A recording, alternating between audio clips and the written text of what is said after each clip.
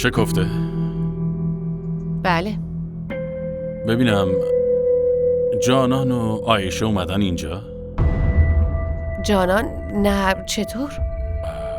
دوست جانان به هم زنگ زد و گفت که اونا چند ساعت پیش از خونه رفتن و تا الان باید رسیده باشن. تو خبر نداری؟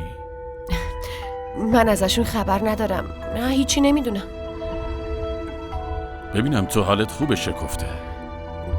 آره، حالم خوبه. نمیدونم چرا حس میکنم داری چیزی ازم پنهان میکنی. اشواق، چرا باید چیزی رو پنهان کنم؟ نکنه اومدن و تو خدایی نکرده بیرونشون کردی؟ اشواق، حالا تو داری به من شک میکنی؟ بعد از شنیدن اسمشون حالت چهرت یه جوری شده. من میدونم که تو از عایشه خوشت نمیاد.